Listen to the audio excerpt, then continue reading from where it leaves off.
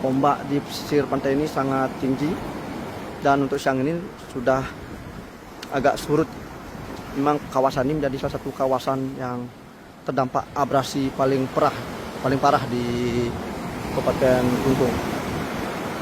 Jadi pemirsa pribadi bisa lihat sebelumnya ini merupakan kawasan perumahan warga yang semua sudah habis diterjang ombak. Ini tadi kan tingginya sekitar 3 meter, berarti airnya bisa sampai sini ya? Sampai ke aspal sana, Pak. Sampai ke aspal nih kan ya? Iya, aspal jalan raya itu. Coba Bang ya. Karena ada yang ini nih yang punya rumah ini, Pak, tinggal sementara sama adiknya dia. Nebeng dia, Pak. Yang lainnya untung orang tuanya punya rumah.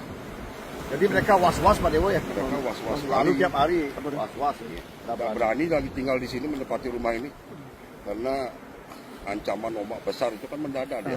Nggak bisa diprediksi, Pak. Gelombang tinggi kembali menerjang kawasan pesisir Desa Kusamba, Kecamatan Dawan, Kabupaten Klungkung, Provinsi Bali, Selasa, 11 Agustus 2026. Ombak diperkirakan mencapai ketinggian sekitar 3 meter dan membuat air laut merangsek hingga puluhan meter ke arah daratan. Kondisi tersebut terjadi sekitar pukul 0.80 WITA.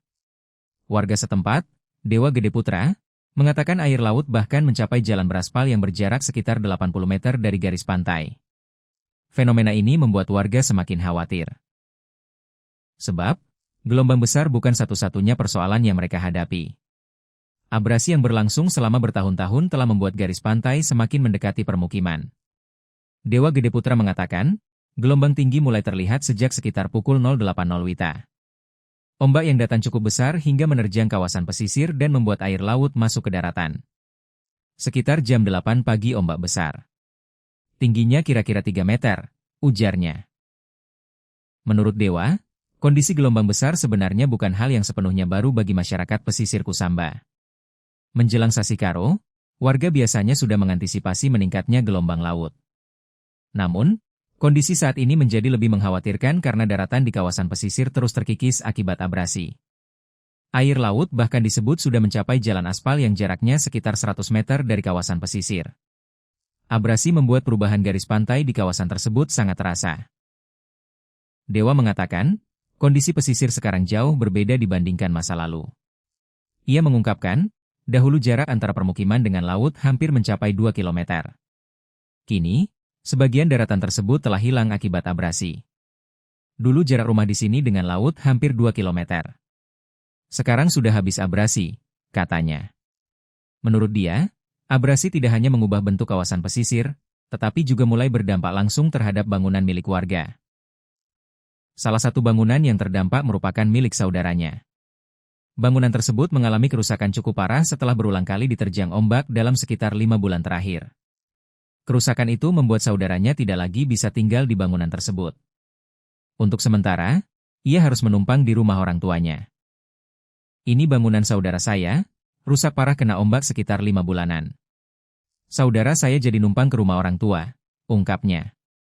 Dewa juga menceritakan perubahan yang terjadi di kawasan Pantai Mongalan.